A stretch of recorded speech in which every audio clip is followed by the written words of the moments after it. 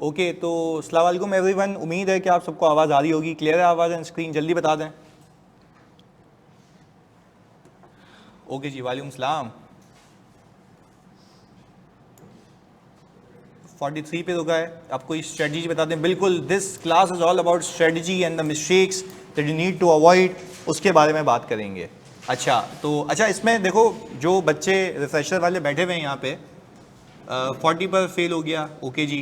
अच्छा देखो, फेल है, 40 पे हो, 45 पे हो, 16 पे हो तो वो ज़्यादा ख़तरनाक होता है कि उसमें तो आपने एप्लीकेशन की ही धज्जियाँ उड़ा दी हैं, तो ये ख़तरनाक मसले होते हैं। इसमें बगैर कुछ शर्म किए, बगैर किसी हया के आपने मुझे बताना है कि आपने किया क्या एग्ज़ाम में, पार्टिसिपेट करना है।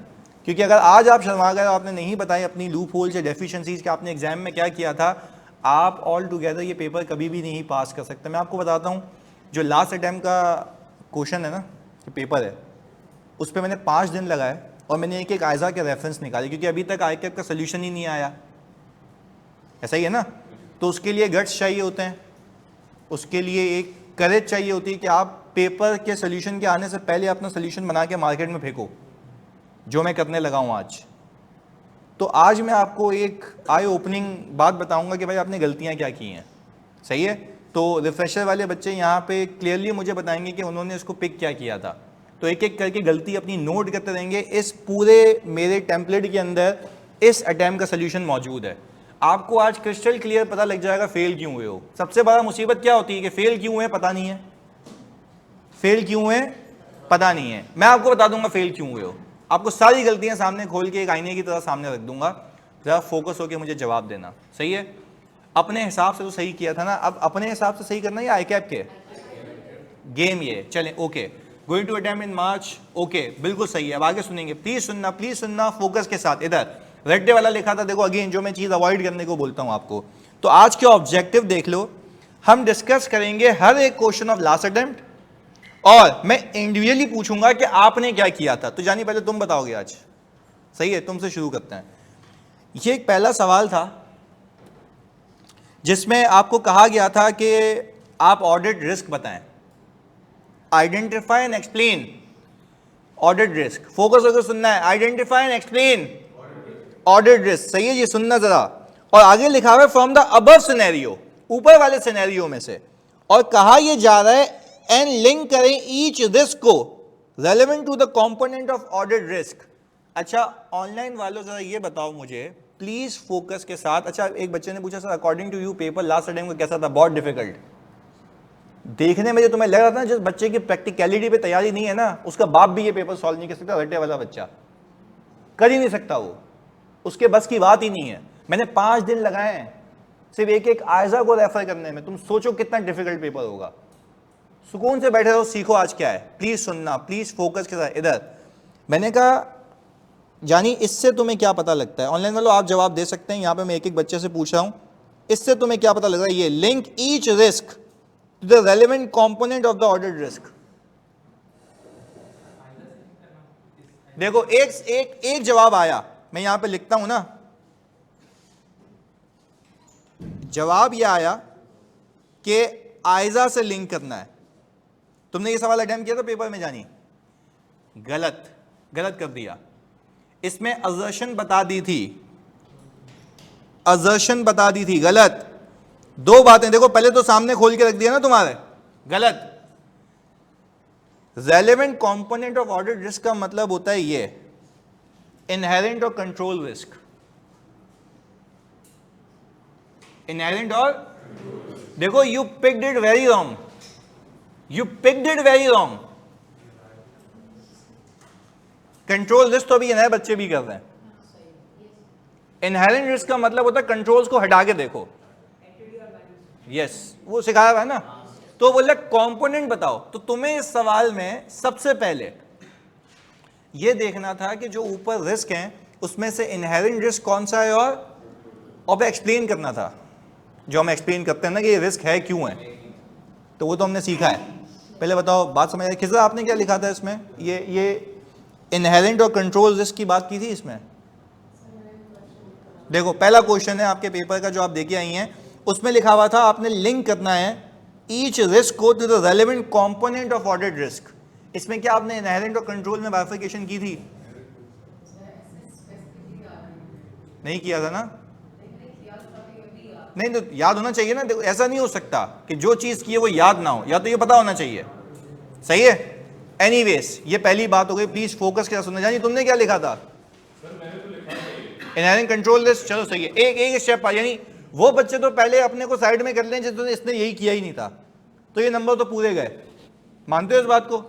ये तो पूरे गए क्योंकि क्लासिफिकेशन आपने करनी थी। अब आगे देखते हैं। अब इसी ऊपर सिनेरियो को देखते हुए हम ये देखते हैं कि इसमें इनहेरेंट रिस्क और कंट्रोल रिस्क कौन कौन से हैं। एग्रीड? आ जाओ। हमने कहा you are the audit manager in Khan and company, chartered accountants are currently involve in the audit of Lahore electronics limited. Year end 30 सितंबर है और ये कौन सी कंपनी है? लिस्टेड कंपनी है। Engage in the import and distribution of. अच्छा, आप वैसे ही सोचते हैं जब रिस्क की बात आती है तो भाई इंपोर्ट है तो फिर वो risk of using incorrect exchange rate, वो सारी चीजें वो तो अपनी जगह आता है। सही है, आगे सुने इधर। अच्छा sir, component of audit risk है बिलाल। कंपोनेंट डिटेक्शन रिस्क आपका रिस्क होता है अपना, इदारे का रिस्क नहीं होता। डिटेक्शन रिस्क किसका रिस्क होता है? ऑडिटर का रिस्क होता है कि हो सकता है कि वो चीज डिटेक्ट होने से रह जाए, उसको आपने कम करना होता है। सही है, तो इसको हम क्लियर कर लेते हैं आज की क्लास में। इधर देखो प्लीज। अच्छा तूने लिखा था ये इनहेरेंट और कंट्रोल में बांटा था इसको। अब आओ देखते हैं कि कितना सही था कितना गलत था। Due to significant currency depreciation the prices of imported goods have increase sharply. LEL management is concerned about the potential decline in sales volume and has introduced a buy now pay later scheme for the retailer, offered extended credit terms up to 180 days। अच्छा मुझे एक बात बता दो मेरे बच्चों, इधर तुम्हें नॉर्मल तरीके से लिखा था। नहीं जानी शाफी, ये तो गलत है। हम कल मिले भी थे, आज देख लो तुम्हें पता लगेंगी गलतियां कहाँ हैं। अच्छा अब खिजरा इस पे क्या लिखा था? ये पूरी सिचुएशन में मुझे इनहेरेंट रिस्क बता दो और कंट्रोल रिस्क बता दो। ऑनलाइन वालों प्लीज पार्टिसिपेट करो, लिख के बताओ क्या भंड मारा है। आप भी पार्टिसिपेट कर सकते हो जो नए वाले हो। देखो ये करेज होता है। पुराने वालों मतलब क्या हो गया तुम लोगों को? बताओ। इसके अंदर जो इनहेरेंट रिस्क है वो करेंसी डेप्रिसिएशन का, और नहीं देखो देखो सुनो सुनो सुनो, इनहेरेंट रिस्क करेंसी डेप्रिसिएशन का वो बिजनेस रिस्क है। ऑडिट रिस्क बताओ। चलो वो है। एक मिनट सुनाओ, बताओ जल्दी बताओ। बैड डेट्स का इनहेरेंट रिस्क है? नहीं, इनहेरेंट रिस्क जो है ना वो बैड डेट्स का है। इनहेरेंट रिस्क बैड डेट का, उसकी लॉजिक क्या है? देखो वो कह रहा है इंट्रोड्यूस किए बाय नाउ पे लेटर स्कीम। सही है, और ऑफर किए extended credit term which may ultimately result in understatement of bad debt expense। पर आपको इसको किस डब्बे में फेंकना था? इनहेरेंट रिस्क है, ऐसा है जी।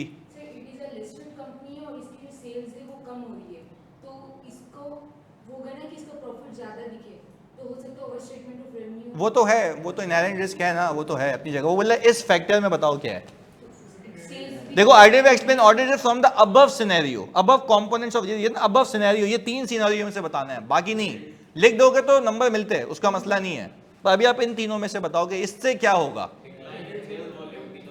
अच्छा आप सुने, देखो अगेन कह रहा हूं मेरी जान, डिक्लाइन इन सेल्स वॉल्यूम का मतलब ये होता है कि वो तो डिक्लाइन हो ही रहा है ना वॉल्यूम, उसमें कौन सा रिस्क है? आप ये बताओ ये करने जा रहा हूं, उससे इनहेरेंट रिस्क क्या आएगा इस इदारे में।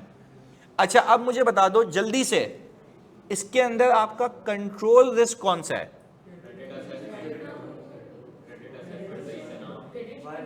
Yes very good. सुनो अब इसमें कंट्रोल रिस्क ये है कि क्योंकि आप पहली बार करने जा रहे हैं, आपको क्रेडिट असेसमेंट आती है या नहीं आती है ये, क्योंकि देखो आप तो पहली बार इंट्रोड्यूस कर रहे हो। तो मुझे बताओ कि न्यू कस्टमर की असेसमेंट का जो एक्सपीरियंस होता है वो हर किसी को होता है, या ये कंट्रोल रिस्क है? तो इसके अंदर आपके आ गए 2 रिस्क। एक इनहेरेंट कि भाई बाय डिफॉल्ट कंट्रोल को हटा के देखूं तो ये रिस्क है, और कंट्रोल रिस्क का मतलब है there is a possibility that the person doing credit assessment might not have appropriate experience. इसमें क्योंकि आपको पूरा उसने डिजाइन नहीं बताया कंट्रोल का, वो बोल रहा है ये होता तो आप परसीव क्या करोगे, कंट्रोल रिस्क क्या ही हो सकता था इसके अंदर। पहले तो बात समझ आती है। नए वाले बच्चे जो बैठे हुए हैं, पहले तो गेम समझ आ रही है। कहाँ पहुंचाते हैं सर, जब में तुम बैठे होते यहाँ तक पहुंचा के आते हैं। ठीक है, तुम्हें मैंने इनहेरेंट और कंट्रोल तो नहीं बताया, पर अभी समझाया तो पिक हो गया। अब ऑनलाइन वालों बताओ, कितने बच्चे तुम में से ऐसे हैं तुमने कंट्रोल रिस्क लिखा था इसमें? मिस हुआ। जल्दी बताओ ऑनलाइन वालों, जल्दी बताओ, लिखा था नहीं लिखा था? मतलब this is an I opening session यार, करके क्या आया वो तुम्हें क्लियर बता रहा हूं ना। गलती है तो है, एक्सेप्ट एंड आगे बढ़ जाओ, जाने। ओके, मिस हो गया, देखो ये बात है, ये सिखाने बैठा हूं आज। अदरवाइज तुम इस डिलेमा में होते कि यार मैं तो सही करके आया हूं, हमें आता है। ओ भाई नहीं आ रहा ना, आता होगा, तुमने वहां 3 घंटे में सही नहीं किया है। एग्रीड? सोचने की सलाहियत समझ आती है, क्लियर है? दूसरे पे चले, रिक्वायरमेंट नहीं पिक की। देखो अब ये जितने बैठे में किसी एक ने नहीं मुझे बोला मैंने किया है, जितने बैठे में किसी एक ने नहीं बोला मुझे किया है। तो ये था इसका असल क्रक्स। तूने लिखा था? नहीं, मैं ये कह रहा हूं कंट्रोल रिस्क लिखा नहीं लिखा? नहीं, कंट्रोल रिस्क क्या लिखा था? नहीं, तुमने ये लिखा था कि उसके पास एक्सपीरियंस नहीं होगा। तो बेटा गलत बात नहीं करो ना, या तो लिखा था या नहीं लिखा था, सही गलत की बात हो रही है। डोंट अभी देखो अपने आप को दिलासा नहीं दो कि मैंने इतना सा लिखा था। बात करो सही और गलत की। सीखने आए आज मैंने क्या हुआ, इस प्रोग्राम से बेटे को जलील होके घर आना है, बात खत्म। ये इंप्रूवमेंट है तुम्हारी, सही है। देखो अब देखो ये कह रहे हैं ना, सब समझ तो आता था पर एग्जाम में नहीं लिखा। तो नहीं लिखा तो मतलब 3 घंटे में परफॉर्म नहीं किया भाई, रह गया, अब क्या करूं मैं? क्लियर है? आगे सुने जी।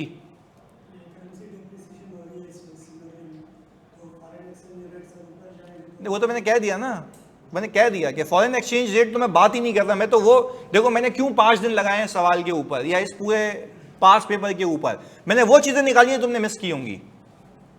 मैं तुम्हें दिलासा दे ही नहीं रहा कि तुम्हें ये आता होगा, मैं तो कह रहा हूं जो नहीं आता होगा, जो मिस किया उसकी बात कर रहा हूं। क्लियर है? कुछ कह रहे हो?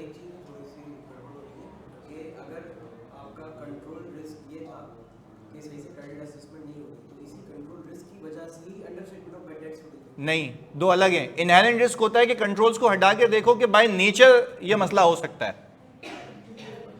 सही है। और उस इनहेरेंट रिस्क को कंट्रोल करने के लिए क्या लगाए जाते हैं? कंट्रोल लगाए जाते हैं। और कंट्रोल को भी हटा तो क्या बन जाएगा? Control risk. कंट्रोल रिस्क तो कंट्रोल रिस्क बन गया ना। देखो इनहेरेंट रिस्क तो है भाई। अब एक इसके आगे एक चीज बता रहा हूं तो मैं सिखाता हूं। ये लैपटॉप बेचता हूं मैं, क्या लैपटॉप जल्दी बताओ इजी टू कैरी चीज है? इनहेरेंट है, चोरी हो सकती है। इनहेरेंट है, इनहेरेंट रिस्क। मैंने कंट्रोल की बात की। अच्छा अब मुझे एक बात बताओ, अब मैं कंट्रोल क्या लगाऊं? तुम लोग चीते हो, बता सकते हो? नहीं यार, unauthorise access, physical access control, physical access control, ये यार सिखाया था यार, कम ऑन यार। तो ये सारी चीजें अभी तो आपको ये चोरी ना हो, तो ये क्या लगा दिया? कंट्रोल। इसको भी हटा दो तो कंट्रोल रिस्क भी बढ़ गया। तो ऑडिट रिस्क दो चीजों का फंक्शन है, इनहेरेंट रिस्क और दोनों बढ़ गए तो ऑडिट तो तबाह। आपका काम क्या हो जाएगा? डबल हो जाएगा। क्लियर है? आगे सुनते हैं दूसरा कह रहा है।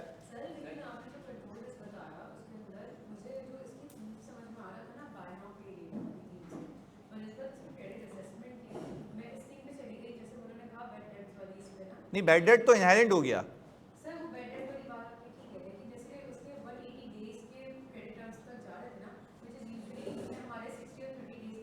नहीं, यूजुअली किसने, आपने कोई कंपनी चलाई है? नहीं, क्यों प्रिज्यूम किया? प्रिज्यूम किसने कहा आपको करने को? सही है, नहीं जो है वो है। आप बोलो एक नया इदारा है, आज मैं पहली बार ये स्कीम लॉन्च करने जा रहा हूं कि उधार वाली, क्या मुझे इस मार्केट में अंदाजा होगा कि किसको कितना उधार देना चाहिए? कंट्रोल रिस्क तो यहां आता है ना। क्लियर है? इसकी बात कर रहे हैं, प्लीज सुनेंगे जल्दी से फोकस के साथ। अच्छा देखो यहां पे अब इनहेरेंट पिक हुआ था, कंट्रोल रिस्क पिक नहीं हुआ था, ऐसा है? गलती समझ आ रही है? एक्सेप्ट कर रहे हो? आगे बढ़ते हैं। टेंशन वाली बात ही नहीं है, रुक जा 1 मिनट। तू तो वैसे ही रेगुलर वाला चलसी, उसमें तू मजे ले रहा है। 5 मिनट रुक जा, इसको आगे चलने दे, सही है? प्लीज इधर। सर कभी किसी रीचेकिंग फॉर्म भरने के बाद मार्क्स इंक्रीज हुए हैं? जानी मार्क्स तब इंक्रीज होंगे ना जब ये तुम सही करके आओगे। यही वो तुम्हारे मुंह पे मारेगा ये नहीं लिखा था, तो फ्री में करा रहा हूँ, मेरे को 2000 रुपये भेज दियो, वो 10 है ना, मुझे 2000 रुपये भेज दियो, अकाउंट नंबर भेजता हूँ। क्या वही तो वो आपके बोलेंगे भाई जो चेकिंग हुई थी वो बिल्कुल सही है। अच्छा तूने बता, तूने इसमें दोनों चीजें सही पिक की थी गलत थी? कंट्रोल नहीं किया था ना भाई। बात समझ आ रही है गलती कहाँ की है? आगे चलते हैं, कोई मसले वाली बात नहीं, आगे बढ़ जाओ इधर। अच्छा भाई इधर, अब हमने कहा in prior year a fraud was uncovered in which a warehouse supervisor colluded with a retailer to misappropriate the inventory. अच्छा मैनेजमेंट क्लेम कर रही है, थैंक यू जानी शाफे, लव यू यार। इधर सुनो बिल्कुल माम, ये क्लास पहली बार वालों के लिए भी, पर वो पहली बार वाले जो आज तक मेरी क्लास में साथ हैं। देखो माम कह रही हैं कि सर ये पहली बार जो ऑडिट पढ़ रहे हैं उनके लिए है ना रेलेवेंट, तुम्हारे लिए भी है ना, पर अगर आज ही उठ के आए पहली बार तो उसके लिए नहीं है भाई। अच्छा पहले तो तुम कनेक्ट कर पा रहे हो ना, मतलब कितना अच्छा पढ़ाया, देखो पूरे पूरे पूरे बैच वाले से लेके अब तुम कनेक्ट कर पा रहे हो। इधर वेलकम, इधर सुनो, वो भी पास होंगे यार इंशाल्लाह। उनकी गलतियां बता रहा हूँ तो उनकी गलतियों से सबक सीख लो, वो सबक सीख के इस बात सही कर लेंगे। क्लियर है? आगे सुनो प्लीज, फोकस के साथ जानिए इधर। अब फिर मुझे बताना है तुम लोगों ने कि बेनिफिशियल है या नहीं है। 5 दिन की मेहनत है, ऐसा हो नहीं सकता। मैं अल्लाह पे इस बात पे भरोसा रखता हूँ कि भाई मेहनत की है तो फायदा होगा। इधर देखो, अच्छा आप पता ये लगा कि पिछले साल फ्रॉड हुआ था कोल्यूजन की वजह से, सही है? कहां पे हुआ था? वेयरहाउस सुपरवाइजर कल्यूड किया था रिटेलर से, मिस एप्रोप्रिएट, चोरी हुई है इन्वेंट्री। अच्छा management claims to have strengthened internal controls over warehouse dispatch but has not provided documentation to support the changes in internal control। अच्छा वो बोल रहा है कि भाई हमने कर दिए अच्छे कंट्रोल्स, पर वो कंट्रोल्स क्या है लिख के तो दो कि भाई सिक्योरिटी गार्ड बिठाया है, कैमरे लगाए हैं, टैगिंग की हुई है, जो भी है, ये सारे कंट्रोल्स है ना, क्या वो उसकी डॉक्यूमेंटेशन दे पा रहा है? अभी दे पा रहा है? तो इस साल के ऑडिट में क्या तुम्हारा ये कंट्रोल रिस्क है? अगेन सुनो, देखो कंट्रोल रिस्क इसलिए क्योंकि मैनेजमेंट क्लेम कर रही है मैंने कंट्रोल इंप्लीमेंट कर दिए, क्या किए बता नहीं सकती, तो क्या क्या हो सकते हैं वो भी सिखाया हुआ है। वो क्या सिखाया हुआ है? अच्छा सैयद सैफुर रहमान ने कहा कल्यूजन का इनहेरेंट रिस्क है। गलत बात, ये भंड मार रहे हो। कल्यूजन का इनहेरेंट रिस्क नहीं है, इनहेरेंट रिस्क है आपकी इजी टू कैरी इन्वेंट्री। चोरी हो सकती है, चोरी हो सकती है। बात समझ आ रही है? देखो एक नेचर एंटिटी एक इसके इन्वेंट्री का ऐसा है कि it is easily to carry and वो जा सकती है चोरी होके, उसके ऊपर तो कंट्रोल लगाना है। तो मुझे बताओ क्या इनहेरेंट रिस्क? सर मेरे दिमाग में बस आज 315 चल रहा है, बिल्कुल ऐसा ही। सुनो इधर, अब मुझे एक बात बताओ, अगर अगर अगर अगर मैं तुमसे ये पूछूं कि ये इन्वेंट्री अगर इजी टू कैरी इन्वेंट्री है तो क्या इस इन्वेंट्री को आसानी से उठा के जाया जा सकता है? क्या बाय नेचर इसमें इनहेरेंट रिस्क है चोरी होने का? बिल्कुल इनहेरेंट रिस्क है। मिस एप्रोप्रिएशन ऑफ एसेट का ऐसा ही है, यही तो हुआ है पिछले साल। तो अब मुझे बताओ, even though the management is claiming that they have strengthened the control but failed to provide any documentation, there is still a control risk that appropriate controls might not have been placed. Clear है? अब देखो ये तो वो बात हो गई ना कि आपको देख के समझ आएगा कि क्या चल रहा है, सही है? प्लीज सुनना फोकस के साथ। मुझे जल्दी से बात बताओ, कितने बच्चे ऐसे थे, तुम्हें तुम्हारी माँ की कसम है जिसने ये दोनों बातें लिखी थी? अबे एक भी नहीं है। इधर जल्दी बताओ ऑनलाइन वालों। अच्छा कितने ऐसे बच्चे हैं जिन्होंने ये मिस किया था? उठाओ हाथ, हाथ उठाओ। इनहेरेंट लिखा था? नहीं लिखा था कंट्रोल। अब देखो इसमें इनहेरेंट मिस हो गया।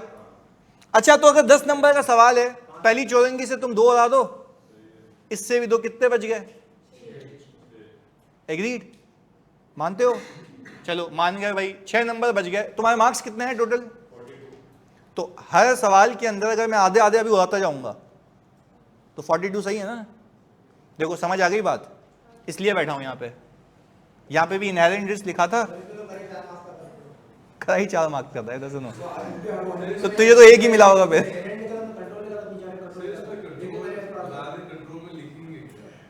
इसमें since the previous year there were no controls, वो हम तो यही तो सीखते हैं। हमने क्या सीखा है? एक्सप्लेन ही करते हैं ना। वो तो तुम अभी आगे आओगे, तुम्हारी तो अभी इंटरनल, ये तो पूरे ऑडिट पास वो दे के आए हुए हैं। ऑर्डर की पूरा दरिया पार करके बैठे में ये। तुम तो वो हो जो अभी इंटरनल कंट्रोल सीखे, तभी मैं तो कहता हूं बैठ जाओ सुकून से, तुम्हें समझ आएगा। सही है ना? इससे होगा क्या, इस पास्ट पेपर की पूरी डिस्कशन तुम्हारी हो जाएगी। बस आगे भी देखो अभी कैसा चलता है इधर। अच्छा, कंट्रोल लिखा था, इनहेरेंट लिखना भूल गए थे, नंबर तो गए, डोंट ब्लेम के गलत है। क्लियर? आगे चलें, चलो।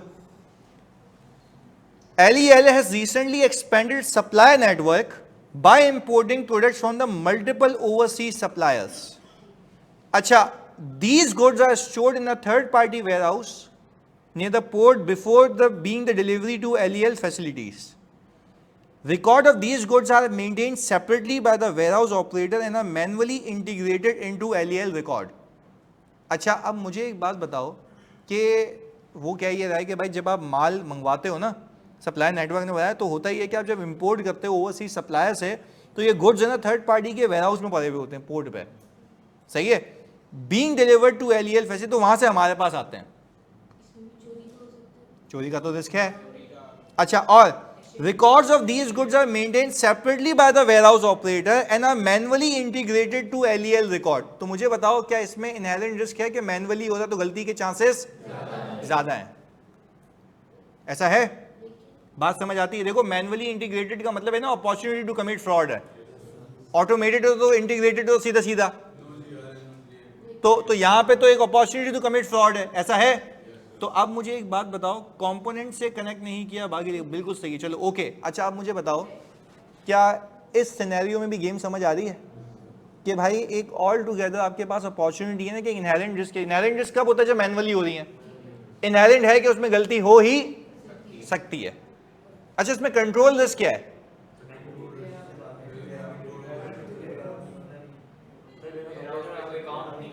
कोई काउंट नहीं है, कोई ऐसा मसला नहीं है कि भाई वो रिकॉन बन रही हो, रिकॉन्सिलिएशन वगैरह कुछ भी नहीं बन रही। तो अगर वो हो रही होती तो क्या कंट्रोल होता?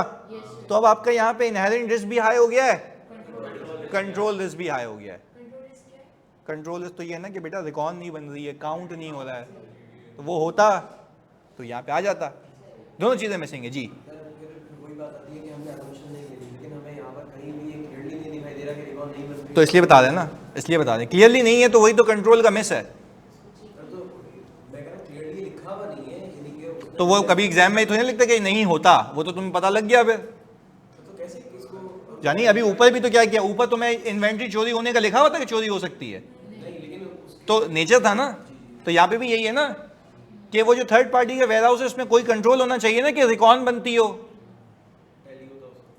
तो वो नहीं हो रहा ना, तो वो तो अपेरेंट है तुम्हारे सामने। सही है? अच्छा, बाकी सब लिखा था, इस क्वेश्चन में कंपोनेंट से कनेक्ट नहीं किया था, ये पॉइंट पिक नहीं हुआ कि कंपोनेंट से कनेक्ट करना ही नहीं किया। चलो सही, तहरीर अब तो बात समझ आ गई ना कि कंपोनेंट्स ऑफ ऑर्डर्ड रिस्क हैं, ये बात है। अच्छा देखो, इसके लिए मैंने किया क्या, ये रहा inherent risk, risk of overestimate revenue and trade receivable, क्योंकि लिस्टेड कंपनी है। Risk of understatement of expected credit loss, यानी बैड डेट एक्सपेंस जो भी है। अच्छा, फिर हमने कहा risk of inventory misappropriation, lack of documented और टेस्टेड कंट्रोल ऑफ इंप्रूवमेंट। क्या लिखा हुआ है? Management claims to have strengthened control but provide no documentation और work through evidence. This means controls may not be properly design, implemented और operating, the auditor can not rely on.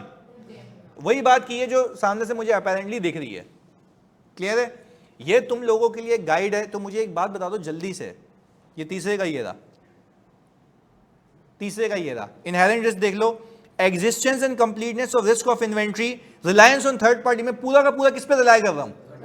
कुछ गायब हुआ तो बस यही इनहेरेंट रिस्क है।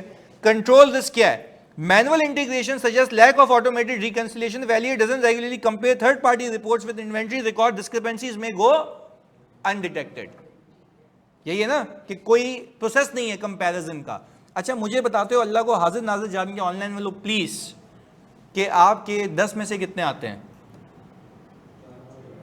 4 आते हैं, 4 आते हैं, चलो सही है। यानी इस सवाल के अंदर आपने एक अक्सा हमारी है तो इसमें जिसने 8 to 9 मारे मार्क्स, बट बाकी तो 4 5 6 4 5 6, यानी आप इसमें से आप समझो कि आपने आधा सही किया है, आधा सही हुआ है, हाफ।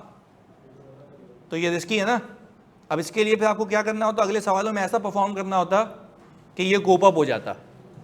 तो हमारी स्ट्रेटजी हमेशा ऑडिट में ये रहेगी कि हम जो हैं ऑल टुगेदर हर सवाल में 7 8 7 8 7 8 यानी 70-80% सही करना है, क्योंकि एक सवाल में अगर बुरा भी परफॉर्म किया तो वो कवर हो जाए। सही हो गया?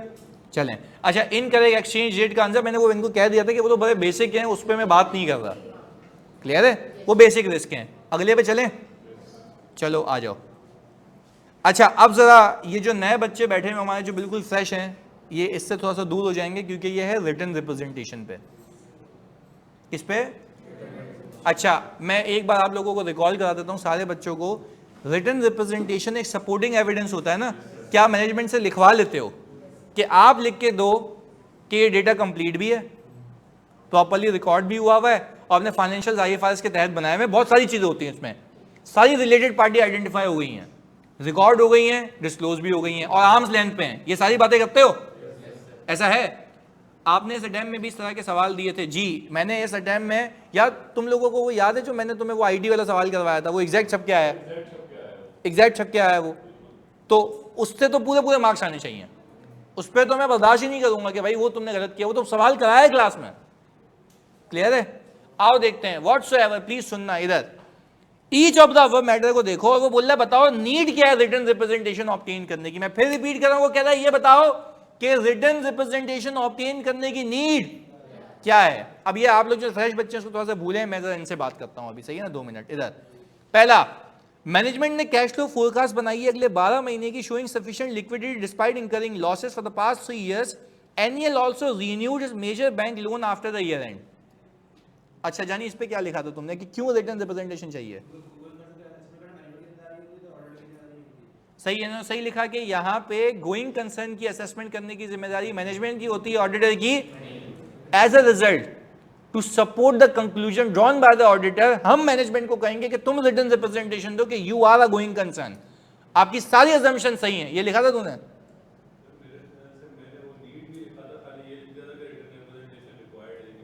नहीं, आपको पूरा बताना था कि गोइंग कंसर्न की रिस्पॉन्सिबिलिटी किसकी है। हाँ, तो देखो रिक्वायरमेंट मिस हो गई ना। चलो पहला तो गया। अच्छा पहले बताओ, ये ऑनलाइन वाले बच्चों सही कर लिया था ये वाला? जल्दी बताओ। लिखा है बेहतरीन हो गया। जानी तुमने? रिक्वायरमेंट वाली मिसअंडरस्टैंडिंग हो गई थी। ओके चलो, यहाँ पे बहुत सारे बच्चों ने सही लिखा था, चलो ये तो ये क्रैक करेगा। तुम लोगों ने मिस किया तो इस पर ज़रा फोकस करना है कि देखो रिटन रिप्रेजेंटेशन में तुमने वहां से नहीं कनेक्ट किया, क्योंकि हम कितनी बार गोइंग कंसर्न के चैप्टर में सीखते थे मैनेजमेंट से बोलोगे तुम लिख के तो तुम्हारी जिम्मेदारी, तुम्हारी जिम्मेदारी, तो वहीं से तो लिंक करना था। चलो खैर है, खैर है, खैर है, समझ आ गई।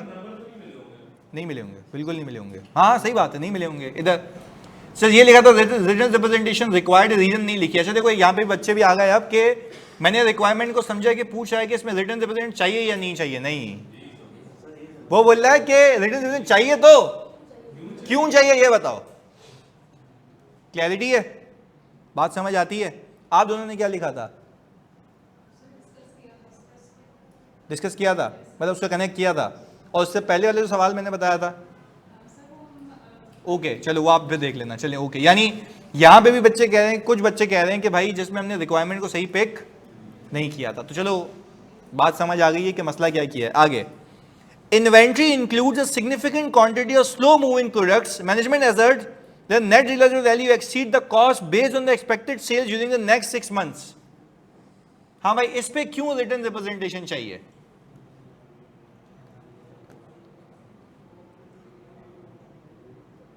हाँ जी, इस पे क्यों रिटन रिप्रेजेंटेशन चाहिए? वो कह रहा है कि discuss the need for obtaining. देखो चाहिए तो सही, ये बोल रहे नहीं चाहिए। भाई चाहिए तो सही, पर क्यों चाहिए? क्यों चाहिए? रीजन देखो, पहली बात तो ये है कि आप इसको शुरू यहां से करेंगे। वेरी गुड, दुर्देश ने सही कहा, इसमें एस्टिमेट्स इन्वॉल्व हैं। एनआरवी, यस, तो मैनेजमेंट असर्ट करती है, तो इसमें एस्टिमेट्स एंड जजमेंट, और हर एस्टिमेट एंड जजमेंट पे मैनेजमेंट साहब लिखवाते हो कि आपके एस्टिमेट्स और जजमेंट बिल्कुल सही हैं। क्योंकि ये एक ऐसा एरिया होता है जिसपे आप सिर्फ एक हाई लेवल ऑडिट कर सकते हो, उसके पीछे कोई सबूत नहीं होता। एस्टिमेट तो ऐसा है ना कि कुछ भी घुमा सकता है कि मैं इतने का बेचूंगा, सही आपने सबूत लिया होगा, आपने देखा होगा, अच्छा तो मुझे एक बात बताओ, कितने लोग ऐसे हैं जिन्होंने एस्टिमेट्स और जजमेंट से इसको लिंक किया था? किया था, वेरी गुड। तुमने किया था? नहीं, तो तुमने तो रिक्वायरमेंट ही गलत पिक किया, नहीं किया था तहरीम, नहीं किया था, ओके। यानी देखो मिक्स ऑफ द स्टूडेंट्स चल रहे हैं, किसी ने किया था, किसी जिसने रिक्वायरमेंट ही गलत पिक की वो तो गया ना, वो तो गया। यहाँ पे दोनों सही है। Nauman very good. अच्छा पहले बताओ तहरीम, बात समझ आती है? चलिए ओके गुड, चलो कोई नहीं समझ आती है बात। ये पूरा सोल्यूशन तुम लोगों के लिए बना के लाया हूँ, ये रहा, सुकून से देख लेना एक बार। मैं खाली तुम्हें वो डेफिशिएंसी आइडेंटिफाई कर रहा हूँ, गलतियां क्या की हैं, सही है। अच्छा आप दोनों लेट आए थे, पर पहले सवाल में मेजॉरिटी लोग गलत थे, क्योंकि किसी में इनहेरेंट मिस था, किसी में कंट्रोल मिस था, तो सारी चीजें अपनी चल रही थी। चलें अब आगे सुने, प्लीज सुनना। During the year annual sold goods worth ₹45 million to a company owned by the CEO spouse. CEO की बीवी भी रिलेटेड पार्टी होती है, डिपेंडेंट क्लोज फैमिली मेंबर होते हैं, ऐसा ही है। अच्छा तो मुझे एक बात बताओ, इस पे आप बताएं कि इस पे आपने क्या लिखा था?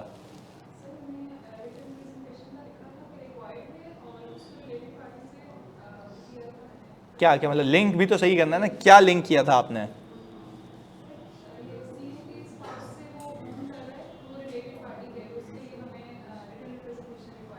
यही तो गेम है। नहीं ये तो नहीं है ना, ये तो सुनो सुनो सुनो सुनो, इसमें गलत। देखो आपने शुरू यहां से करना था, it is the responsibility of the company to identify all the related parties and account for the transactions with the related parties, and if the management asserts the transaction with the related party at the arm's length, we need to confirm this via written representation. तो ये तो CEO से transaction हो रही है ना, हाँ, तो आपने पूरा लिंक देखो, आपने सिर्फ ये नहीं लिख सकते आप कि क्योंकि वो रिलेटेड पार्टी है इसलिए चाहिए ना, आपने बयान करना है कि सारी रिलेटेड पार्टी की रिलेशनशिप आइडेंटिफाई हो गई हो, उसकी ट्रांजैक्शन रिकॉर्ड हो गई और डिस्क्लोज हो गई हो, ये तीनों बातें लिखनी थी। हाँ वो आर्म लेंथ वाली मिस हो गए तो सही है, बट तीनों के लिखे तो उसके कुछ नंबर मिलना है। तो वो तो तुमने सीखा ही नहीं ना जानू, नहीं वो तो तुमने सीखा ही नहीं है, तो इसलिए मैंने कहा तुम लोग अभी थोड़ा सा आगे पीछे हो जाओ, अभी इनसे बात करेंगे, क्योंकि वो तो अभी सीखा हुआ ना इन्होंने। अच्छा पहले बताओ ऐसा कुछ लिखा था या मिस किया था? नहीं लिखा था ना, तो देखो ये आइडिया होना कि आरपी से लिंक किया तो सही लिंक किया, तो दोनों में फर्क है। क्लियर है? अच्छा जल्दी से बता दो ऑनलाइन वालों, कितने लोग ऐसे जिन्होंने नहीं लिखा था? यहाँ पे अच्छे खासे बच्चे जिन्होंने कहा लिखा था, कितने ऐसे जिन्होंने नहीं लिखा था? कोई ऐसा बच्चा? हबीबा अक्सा ये कह रहे हैं लिखा था, नहीं लिखा था, रेहान कह रहे हैं ओके, उसने लिखा था मैनेजमेंट शुड, शहसान कह रहे हैं नहीं लिखा था, ओके। यानी चलो यहाँ पे मेजॉरिटी बच्चे ऐसे थे जिसने पहला सही पिक किया था, दूसरे में भंड मारा, तीसरा सही है। तीसरा वाला इजी भी था, आरपी से लिंक करना है, इट्स क्वाइट इजी। आगे एनुअल इंकर्ड, ये बता दिया ना मैं तो मैं मान जाऊंगा कि तुम लोग वाकई तुम सही करके आए। उसने क्या पूछी थी इसमें बात, इधर annual incurred a marketing expense of 500 million during the year, substantial rise compare to the prior year. हाँ जी ऑनलाइन वालों, तूने क्या लिखा था इस पर? वो कह रहे नॉट रिक्वायर्ड,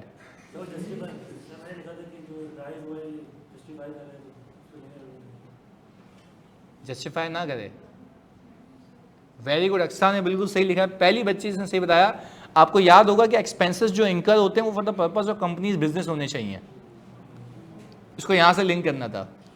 इधर रिपोर्ट में भी लिखते हैं कि all the expenses incurred is for the purpose of the companies business, और अनयूजुअल इंक्रीज इस बात की निशानदेही कि हो सकता है कि अननेसेसरी एक्सपेंडिचर मिसक्लासिफाई हो चुकी हो, तो आप मैनेजमेंट से लिखवाते हो, हाँ क्लासिफिकेशन बिल्कुल लिख सकते हैं इसमें, आप मैनेजमेंट से लिखवाते हो कि please write it that this expense is incurred for the purpose of company's business and has not been entered with any related party. बताओगे ना कि भाई इतना सिग्निफिकेंट इंक्रीज क्यों आया है, and is properly classified in the financial statements. Clear है? कितनी बातें हो गई? 3 बातें। लिखा था? नहीं, ये मिस हुआ। इसमें 8 कंप्लीट आ गया, चलो वेरी गुड, यानी इसमें इसने अच्छा परफॉर्म कर लिया। और इसने पहले वाले में कितने आए थे? अक्सा तहरीम, ये मिस हुआ, ये पीक नहीं हुआ, कोई मसला। देखो आपको पता लग रहा है ना कि आपने इस जगह पे काम करना है, इस जगह पे काम करना है। अक्सा ने मिस कर दिया, कोई इशू वाली बात। आपने लिखा था किस जगह? नहीं, तो मिस हुआ ही है, यानी पहले से कुछ निकले, यहाँ से कुछ निकले। जिसने यहाँ पे अच्छा परफॉर्म किया तो आप यूँ समझें आप यूं समझें कि पहला वाला गया तो इसने कोप अप किया है, गेम अभी आगे आ रही है, जैसे जैसे चलते आ रहे ना वो सवाल की जो चीज़ें हैं ना वो ऊपर जाती जा रही थी। क्लियर है? चलिए ओके, मिस हुआ था ये, चलिए कोई मसला नहीं। इधर ये रहा आपके लिए सोल्यूशन, ये जितनी बातें हमने डिस्कस की हैं वो सारी लिख दी हैं तुम्हारे लिए मैंने। आगे चलते हैं। मेरा फेवरेट एनालिटिकल, मेरा फेवरेट, क्योंकि ज़िंदगी में करता यही हूँ मैं, यहीं से रिस्क निकालता हूँ। तो सुनो, अच्छा सर लास्ट टाइम में भी 37 है, इसमें भी 37 है, तो अभी मलाइका अभी हम देखते हैं ना कि 37 क्यों आए। मलाइका ये बताओ पहले वाले सवाल में कितने नंबर कटे, जल्दी लिख के बताओ, और दूसरे वाले सवाल में कितने नंबर कटे, ताकि हम अकॉर्डिंगली बात करें उस पर। हाँ जी, आउट ऑफ 10 कितने मिले पहले वाले में? 10 का था ना पहला वाला। हाँ जी जल्दी फोकस के साथ मलाइका जल्दी बताओ। 7 और 4 तो कुल मिला के अभी तक 11 नंबर, और इनके 37 आए। अभी देखो कैसे धचके मिलते हैं जिंदगी में। इधर आ जाओ, प्रोसीजर का तो मेरा गेम अलग है, ये आपको पता होना चाहिए। इधर देखो प्लीज आ जाओ, इधर प्लीज फोकस के साथ, इधर फोकस। इधर आप काउंट करते रहे ना। इस क्वेश्चन का सिर्फ एक ही पार्ट अटेम्प्ट हुआ था, पार्ट ए। अच्छा part A is basically a theoretical portion. वो कह रहा है कि आप बताएं एक्सप्लेन द फैक्टर्स, हम जब सोचेंगे कि यूजिंग एनालिटिकल प्रोसीजर। अच्छा आपके पास डेटा अवेलेबल हो, आपकी एक्सपेक्टेशन डेवलप हो सकती हो, ये सारे एनालिटिकल प्रोसीजर की रिक्वायरमेंट्स होती हैं। क्या आपके पास नहीं डेटा अवेलेबल हो? डेटा का मतलब ये है कि जैसे एम्प्लॉय है ना, तो एम्प्लॉय का पर आवर रेट अवेलेबल हो, आवर्स वर्कड अवेलेबल हो, ओवर टाइम की डिटेल्स अवेलेबल हो, प्रोडक्शन की क्वांटिटी अवेलेबल हो, सारी चीज़ें अवेलेबल होंगी तो आप रिलेशन बना सकते हो। और दूसरा ये है कि रिलेशनशिप बन सके करंट ईयर और लास्ट ईयर का। ये 2-3 रिक्वायरमेंट है, मैं इस पर नहीं डिस्कस करा। पहले तो कितने लोगों ने पार्ट ए लिख लिया था? लिख लिया था? इसका आंसर क्वेश्चन में ही था, बिल्कुल ऐसा ही है। ओके लिख दिया था ये, तो चलो हो गए 3 से 4 नंबर दे दिए। अब आ जाओ गेम आगे। Using analytical procedure identify and explain the potential order risk in payroll cost. अच्छा आप जरा मुझे एक एक करके कैलकुलेटर निकालें जल्दी से, और मुझे ये बताएं कि आपके पास जो आपके ओवर टाइम आवर्स हैं वो कितने से इंक्रीज हो रहे हैं? ओवर टाइम आवर्स की इंक्रीज बता दो, तो परसेंटेज वाइज कितने से इंक्रीज हो रहे हैं ओवर टाइम आवर्स? 56.25% से इंक्रीज हो रहे हैं ये। अच्छा और प्रोडक्शन वॉल्यूम 13%।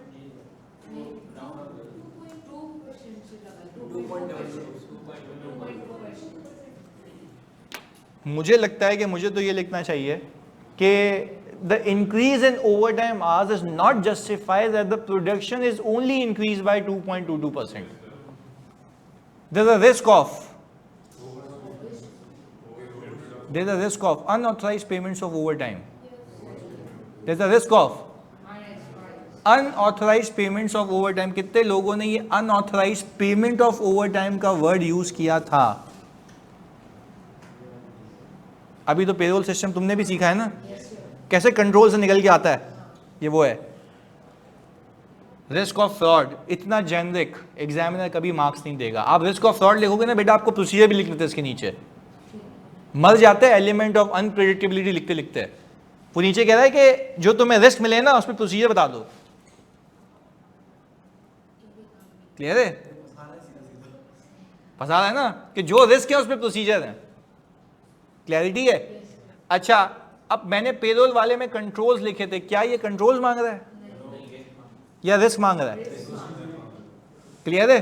पहले बताओ क्लैरिटी से समझ आता है? रिपीट करते हैं सर, वापस से रिपीट कर देते हैं। मुझे एक बात बता दो जल्दी से, आपके अगर ओवर टाइम आवर्स 56% से इंक्रीज हो रहे हैं और प्रोडक्शन सिर्फ 2% से, क्या ये जस्टिफाइड बात है?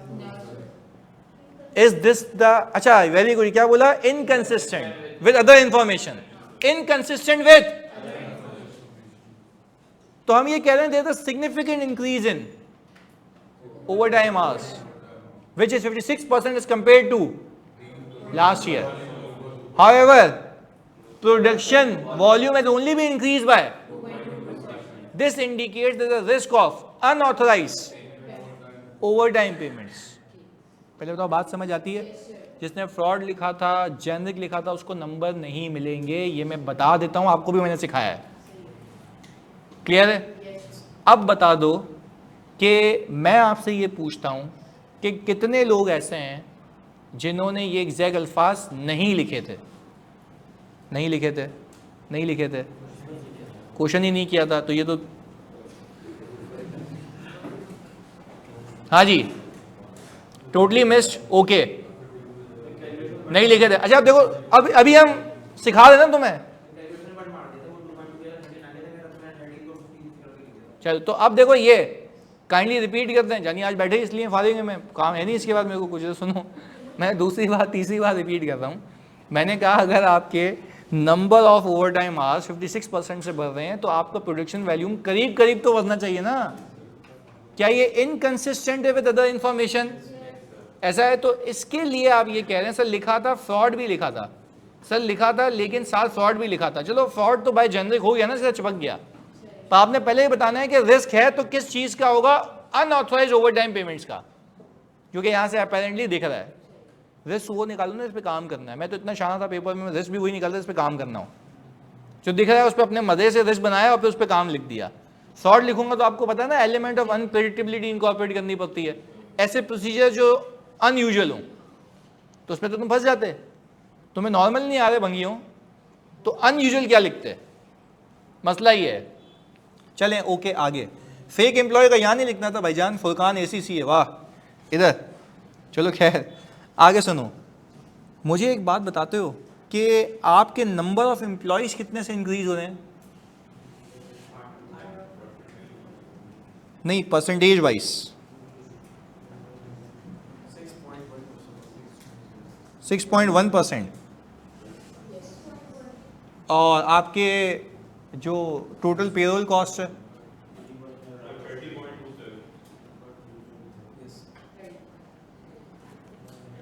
जानी, मतलब एक बात समझ आ रही है कि अगर एम्प्लॉय मेरे सिर्फ 8 से, यानी इसको यूं भी कर सकते हो कि डिवाइड कर लो, पर एम्प्लॉय की एवरेज कॉस्ट निकाल लो और फिर भी इंक्रीज करो तो भी तुम्हें समझ आएगा कि मेरी एवरेज पेरोल कॉस्ट कितने से इंक्रीज हुई है पर एम्प्लॉय। वो भी कर सकते हैं, मैं अभी उसमें नहीं ज़्यादा कर सकते हो। तो मैं फिर रिपीट कर रहा हूं, पर एम्प्लॉय की एवरेज कॉस्ट निकालो, दोनों का इंक्रीज देखो, बता भी तो मुझे कितनी आती है। वैसे पिछले वाली कॉस्ट को इस वाले नंबर ऑफ एम्प्लॉय से डिवाइड करो, इस वाली कॉस्ट को इस वाले नंबर ऑफ एम्प्लॉय से डिवाइड करो, तुम्हें पर एम्प्लॉय की एवरेज कॉस्ट मिल जाएगी। कितना? हाँ तो अभी तुम ये करो ना कि पहले 109 को 132 से डिवाइड करो, कितना आता है? 0.825। चलो 825 मिलियन हो गया। इधर आ जाओ, करंट वाला बताओ। 1.014। इन दोनों का डिफरेंस लो, परसेंटेज बताओ पर एम्प्लॉय कॉस्ट में। 22 आ रहा है, कितना आ रहा है? इन दोनों का डिफरेंस लेके बेटा पिछले से डिवाइड करो।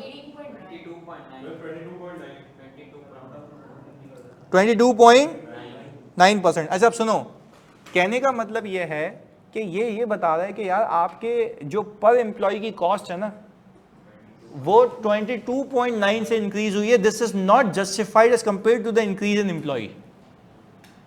कि 8 एम्प्लॉय इंक्रीज होने से कितनी कॉस्ट बढ़ जाएगी तुम्हारी? तो क्या there is risk of duplicate payments and ghost employees? है या नहीं है? डुप्लीकेट पेमेंट और घोस्ट एम्प्लॉय का रिस्क है। अच्छा अब देखो वहां पे कह रहे हैं सैलरी इंक्रीमेंट भी तो हो सकता है ना। क्या आपने ऑडिट करते हुए उनकी फेवर में सोचना होता है या आपको स्केप्टिकल होना होता है? स्केप्टिकल होना होता है। हम तो ये नहीं कह सकते कि यार हो सकता है ओवर टाइम हुई होगी तो मुझे कोई रिस्क नहीं दिख रहा।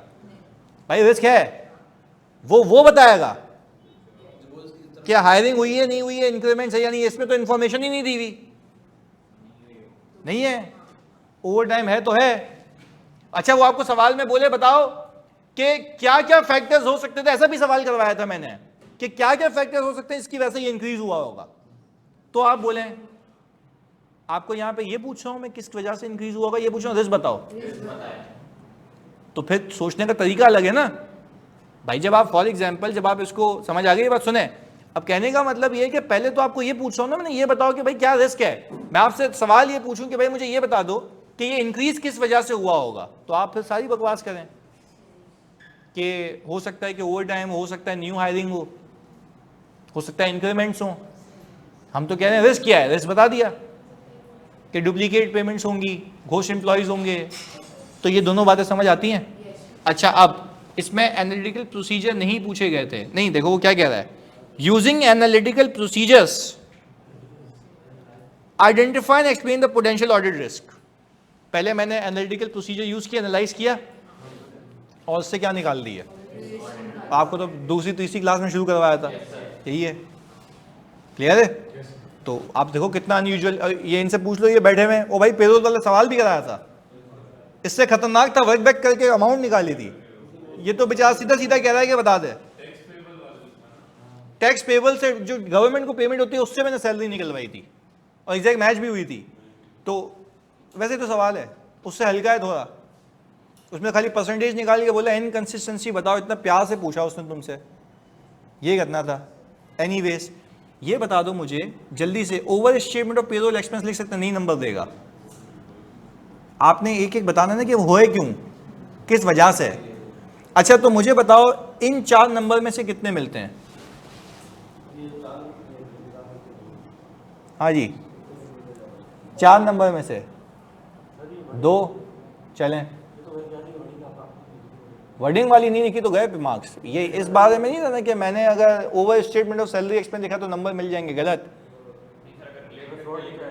रिलेट करके लिखना है, रिलेट करके लिखना है, सही है, 2 आएंगे। अच्छा अब सबसे खतरनाक, recommend further audit procedure to address the risk identified. मैंने कहा था इंसान बन के रिस्क वो निकालना जिस पे प्रोसीजर लिख सकूं। हाँ, वरना तो बस तुमने देखो भैया ये तो आता ही नहीं, काट के नया रिस्क लिख दिया। चलें ओके, अब प्रोसीजर में क्या लिखा था मैं आपको बताता हूँ, मुझे किसी बता देना कि तुम लोगों ने ये किया था या नहीं किया था। पहले बता दो ऑनलाइन वालों, यहाँ तक साथ हो जल्दी से मेरे बच्चों, जल्दी से, यहाँ तक क्लैरिटी है, बेहतरीन होगी। आगे सुने, अब हम कह रहे हैं कि भाई प्रोसीजर होंगे, सब्सटेंटिव प्रोसीजर, क्या उसको वाकई में नंबर्स को ऑडिट कैसे किया जाएगा। आगे सुने, अमाउंट का ऑडिट। मुझे लगता है इस पूरे सिनेरियो के अंदर मैंने सबसे पहले, रिस्क मेरे क्या थे कि मेरी डुप्लीकेट पेमेंट्स ना हो, ओवर टाइम अप्रूव्ड हो, घोस्ट एम्प्लॉइज। क्या मैं ये कर सकता हूँ obtain a list of overtime hours and check whether there is any approval mechanism for overtime hours. अच्छा ये तो कंट्रोल हो गया, अक्सा गलत, ये तो कंट्रोल टेस्ट कर रही हैं, हम क्या कर रहे हैं ऑडिट प्रोसीजर। नहीं आ रही बात समझ। इन्होंने क्या लिखा है कि अप्रूवल मैकेनिज्म चेक कर रही हैं, मैंने ये बोला है ये सब्सटेंटिव मांगे हैं, अमाउंट को वेरीफाई करना है। पहले बताओ ये बात समझ आ रही है। अच्छा टेक्निकली एक एक चीज पे बात चलें, substantive procedure audit procedure same होते हैं। अच्छा अक्सा वाला ही लिखा था, फिर गलत हो गया, फिर गलत हो गया, फिर गलत हो गया, फिर गलत हो गया। देखो आप मिक्स कर रहे हो। टेस्ट ऑफ कंट्रोल आज सिखाया तुम लोगों को, तो ये तो टेस्ट ऑफ कंट्रोल बोल रही थी ना। अच्छा लकीली यही बताया था आज, ये तो एक्टिविटी टेस्ट हो रही है, अमाउंट का वेरीफाई की। क्लियर है। अच्छा मैं तो खुल के बताता हूँ ना, जैसे मैं प्रोसीजर सिखाता हूँ तो तुम दुनिया में जब एंटर करूँगा तुम बोलोगे यार चस तो यहाँ है गेम में जिंदगी की। जैसे आज जैसे ये लाइवा अमेज हो रही थी कि यार क्या समझ आया कि टेस्ट कैसे हो रहा है, तो ये प्रोसीजर कराऊंगा तो गेम ही अलग होगी कि होगा क्या। सुनो तुम्हारे साथ क्या होना है अब आगे। मैं पता है मुझे रिस्क ये है कि अनऑथराइज पेमेंट्स तो नहीं हो रही हैं। मैं पता है क्या करूँगा, सुनना, मैं करूँगा ये पेरोल शीट उठाऊँगा, पेरोल शीट क्या उठाऊँगा, और मैं जो पेरोल शीट में लोग आ रहे हैं ना उन लोगों में से किसी एक बंदे से जाके फिजिकली मिल लूँगा। नहीं ये बात समझ नहीं, मिलने जाऊंगा उसको मैं बोलूंगा सैंपल बेसिस पे, क्योंकि वो देखने के लिए कि घोस्ट एम्प्लॉय तो नहीं है। नहीं है बात समझ।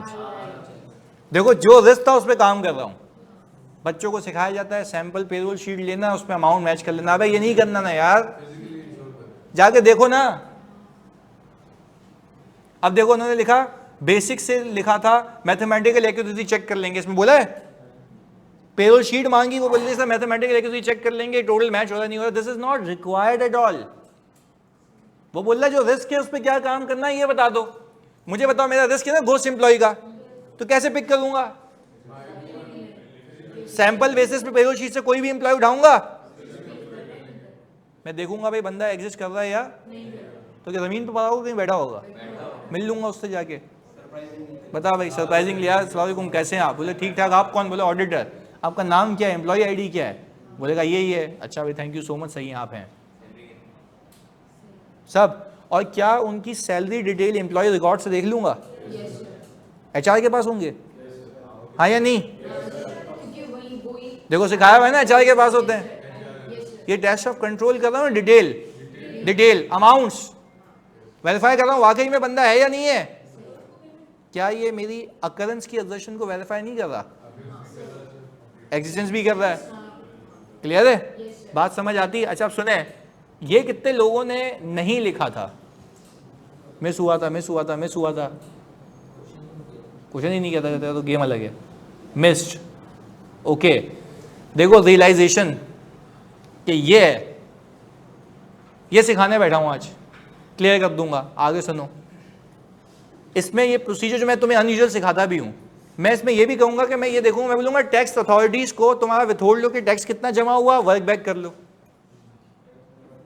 नहीं ये बात समझ, तुम एम्प्लॉय का टैक्स विथहोल्ड करके जमा कराते हो, हाँ या नहीं? फेक एम्प्लॉय का तो नहीं जमा कराओगे? नहीं आ रही बात समझ? घोस्ट एम्प्लॉय का तो नहीं जमा होगा। तो अब एक काम करो ना, उसको ग्रॉसअप करके सैलरी एक्सपेंस पे पहुंच जाओ, पकड़ में आ जाएगा कि ये सैलरी एक्सपेंस होनी चाहिए और है इतने की। आप अभी ओवर स्टेटमेंट को वेरीफाई कर रहे हो कि ओवर स्टेट तो नहीं हुआ, ज्यादा बुक हुई है, तो आपका रिस्क ये है कि अकर नहीं हुई है बल्कि रिकॉर्ड हुई है। अकर नहीं होनी चाहिए बल्कि, तो आप वैसे ही काम कर रहे हो उसको डिटेक्ट करने के लिए कि क्यों हुई है, वजह बताओ मुझे। प्रोसीजर ले बैठे उसके लिए भाई हाजिर है, सिखाएंगे अभी तुम्हें आगे। मैं बोल रहा हूँ ना इस बार मैंने मतलब जिद हो गई है मेरी यार, 5वां आते आते रह गया। अभी ये गेम अभी ये समझ आनी है, अभी अना का मसला बन गया ये, सुनो इंशाल्लाह तुम लोग हो गए इधर प्लीज़। अच्छा प्रोसीजर में बहुत मुश्किल होती है लिखने में, अभी हम करेंगे ना इसको इम्प्रूव करते हैं ना, क्या मसले वाली बात है। अभी तो मैं खाली आईना दिखा रहा हूँ ना कि ये मसला है, क्लियर है? अच्छा अब हमने ये कहा, अब सुने 23 पर इस बार 40 पे ऑनलाइन, बिल्कुल चलो सही है, अभी इंशाल्लाह इम्प्रूव कर रहे हैं ना, हो जाएगा ये। आगे सुने, देखो मसला ये होता है कि 3 घंटे में कैसा याद रहा या नहीं रहा, बात उसकी चल रही है। पहले बताओ यहाँ तक क्लैरिटी है? अच्छा अब आपने कहा कि भाई ये 2 हाई लेवल बातें हो गई, आपने हाई लेवल बातें करने के बाद ये कहा कि भाई ये प्रोसीजर है जो मुझे लिखने चाहिए थे। अच्छा अब वापस आओ, क्या आप ये कर सकते हो कि ऑल टुगेदर आपने जो पेमेंट्स की हैं और जो एचआर रिकॉर्ड में उनके अकाउंट नंबर आ रहे हैं, तो क्या आप उस पर डुप्लीकेट चेक लगा सकते हो कि एक एम्प्लॉय को डबल पेमेंट तो नहीं हो रही, हाँ या नहीं? देखो आप ये कर सकते हो ना कि जो एचआर की तरफ से रिकॉर्ड गया और जो बैंक में प्रोसेसिंग हो रही है उन दोनों को कंपेयर कर लो, तो आप ये देखोगे ना कि जो एचआर रिकॉर्ड कह रहा है और जो पेमेंट हो रही है उसमें कोई फर्क तो नहीं है। अगर है तो इसका मतलब है वो डबल पेमेंट्स हो रही हैं। तो आपके जो रिस्क है ना, मैंने प्रोसीजर उसी की तरफ घुमाए, उसी तरफ घुमाए जी। नहीं नहीं नहीं नहीं नहीं नहीं, पेमेंट कम हो रही होंगी तो घोस्ट एम्प्लॉय कहाँ से आ गया भाई? पेमेंट ज़्यादा होगी तो घोस्ट एम्प्लॉय आएगा ना मेरा भाई। अबे मेरी जान रिस्क क्या है सवाल में, तो मैं वेरीफाई क्या कर रहा हूँ, खत्म हो गई बात। आपने अदर वे राउंड नहीं सोचना ना। देखो माम वापस बताता हूँ। अच्छा माम आपकी तो पहली क्लास है ना, आपको प्रोसीजर क्यों समझ आएगा? वैसे एक बात करता हूँ, मुझे बताने में कोई मसला नहीं है। मैं ये कह रहा हूँ कि आप ये देख लो कि एचआर में 50 लोग आ रहे हैं, पेमेंट 55 को हो रही है, तो 5 ज़्यादा हो रही है ना। तो मैंने क्या किया, एचआर रिकॉर्ड को पेमेंट रिकॉर्ड से मैच कर लिया ताकि मुझे एक एडिशनल एम्प्लॉय पता लग जाए जिसको पेमेंट हो रही है। क्लियर है? पक्की बात है? चले, और जो पेमेंट्स हो रही हैं डुप्लीकेट चेक कंट्रोल नहीं होता। Again we are not testing control, substantive amounts को वेरीफाई करना, भाई अमाउंट डबल है या नहीं है, कंट्रोल तो हो चुके। क्लियर है? सब्सटेंटिव टेस्टिंग कर रहे हैं, सही है?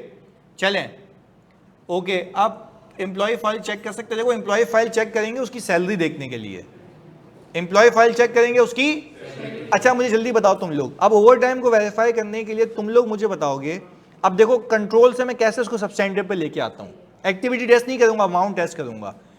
क्या मैं for a sample of employee overtime hours recalculate करूंगा और फिर उसको मल्टीप्लाई करूंगा ओवर टाइम रेट से और चेक करूंगा क्या वही अमाउंट आ रही है या नहीं आ रही है। अब मैंने एक्टिविटी वेरीफाई की, अमाउंट पहले क्या की थी, एक्टिविटी कि वो आज सही कैलकुलेट हो रहे नहीं हो रहे। क्लियर है?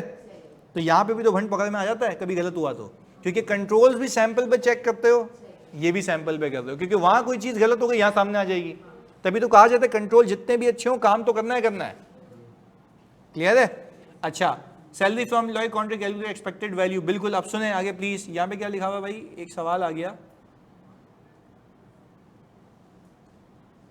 एक्सेप्शन रिपोर्ट से हाथ निकालेंगे। अगेन एक्सेप्शन रिपोर्ट तो आप तब यूज करोगे जब एक्सेप्शन रिपोर्ट का तस्करा सवाल में हो, यहां पे तो नहीं है, तो आपने इफ करके लिखना पड़ेगा। सही है, बात समझ आती है? अच्छा पहले बताओ, एक प्रोसीजर का ओवरव्यू समझ आया, हाँ या नहीं? इधर देखें, ये मैंने लिखे हुए सारे। Select a sample of company employees from payroll register, physically verify there existence. Agreed? ये मैं अकरेंस की बात कर रहा हूं, अकरेंस की बात कर रहा हूं, बिल्कुल वैलिड। यानी तो सुनना, टैक्स डिडक्शन फ्रॉम सैलरी को रिकैलकुलेट करने पे भी प्रोसीजर में आएगा ना? नहीं भाई, ओ भाई हेलो, वो कह रहा है टैक्स सैलरी टैक्स कैलकुलेट कर लो, मैं ये नहीं कह रहा, मैं कह रहा हूं जो टैक्स कैलकुलेट हुआ हुआ है उससे वर्क बैक करके ऊपर सैलरी पे पहुंचो, ताकि आपको एक्यूरेसी पता लग जाए। सही है? क्लियर है? ओके, आगे सुने। Perform payroll to personnel reconciliation to ensure authorised employees are, वही वाली पेरोल टू पर्सनल रिकंसिलिएशन। आगे, inspect bank statement record to verify salary credit to the legitimate account, no duplicate suspicious accounts, क्योंकि आपके पास होती है ना एम्प्लॉय डिटेल्स, उसके accounts में इसके अलावा कोई नहीं आना चाहिए। अब देखो यहाँ पे लिखा है फ्लो टू शीट, ऐसा नहीं लिखते कभी भी। फ्लो टू शीट इन्वेंट्री के लिए होता है, लोगों के लिए नहीं होता। सही है, ऐसा नहीं लिखते कभी। इधर select a sample of employees and recalculate overtime pay based on the approved time sheets and overtime rates की बात की ना मैंने, ये तो सिखा रहा हूं। ये अमाउंट्स की वेरिफिकेशन है। सर मैं प्रोसीजर ठीक से नहीं लिख सकी, वर्डिंग्स कोई मसला नहीं है, अभी बता दें ना, ये तो वजह बता दें कि फेल क्यों हुआ है, वजह क्या है। इधर review exception reports for the overtime exceeding policy limits if any, if, ये भी मैंने बनाते हुए लिखा है, पर यहाँ पे इफ लिखना चाहिए मुझे भी, क्लियरली बता रहा हूं, ये तो मैंने अजम्पशन लिखी है ना कि एक्सेप्शन रिपोर्ट होगी तो देख लो। आगे, work back payroll expense from the tax submitted to the tax authorities to identify legitimacy of the payment records. पहले बताओ बात समझ आती है? इस पूरे सवाल में से अल्लाह को हाजिर नाजिर जान के बताओ 12 में से कितने आते हैं? नहीं कुछ तो होगा ना। हाँ तो वर्डिंग मैटर करती है ना। 7 आते हैं, 7 से 8, 7 से 8, 6 से 7 ऐसे आ रहे हैं, ऐसा ही है। 0 आए प्रोसीजर में। ओके, यानी देखो अब ये बात समझ आ रही है कि गेम क्या थी। आहिस्ता आहिस्ता आहिस्ता देखो। अच्छा मुझे बता दो तुम लोग सब, ये बात हर सवाल में गायब होते जा रहे नंबर, बोले ना? बात समझ आ रही है कहाँ भंड मारा है? यही बात हम कर रहे हैं। आगे सुनो जल्दी से, ये इस पे तो मैं बहुत जलील करने वाला हूं, तो ज़रा फोकस होकर अपना ये तापमान बनाए रखिएगा यहाँ पे, ताकि आपको समझ आए कि हो क्या रहा है। इधर सुनिएगा प्लीज, प्लीज फोकस इधर जल्दी। यहाँ पे लिखा हुआ है identify and explain the key factors to be considered when planning and designing the external confirmation process. फिर सुन लो, ये तुम लोगों ने नहीं किया हुआ अभी है, ये चैप्टर नहीं किया हुआ। हम कंफर्मेशन भेजते हैं तो उसका एक प्रोसेस होता है, सही है? वो कह रहा है ऊपर की सिचुएशन देखो और मुझे बताओ कि कंफर्मेशन रिक्वेस्ट को डिजाइन करते वक्त क्या आपने मद्देनजर रखना था। बिल्कुल कर सकते हैं अंजा, बिल्कुल कर सकते हैं। तो जानी ये तो लिखा होगा तूने, बता इसमें क्या लिखा था? अच्छा क्वेश्चन रीड कर लो, उसमें लिखा हुआ आइडेंटिफाई करें और एक्सप्लेन करें key factors to be considered when planning and designing the external. यानी आप कंफर्मेशन बना रहे हो, उस कंफर्मेशन को बनाते वक्त आपने ऑल टुगेदर ये देखना है कि मैं क्या क्या फैक्टर्स दिमाग में रखता। ऑनलाइन में लोग प्लीज बताओ तो मैं आगे बोलना शुरू करूंगा। हाँ जी,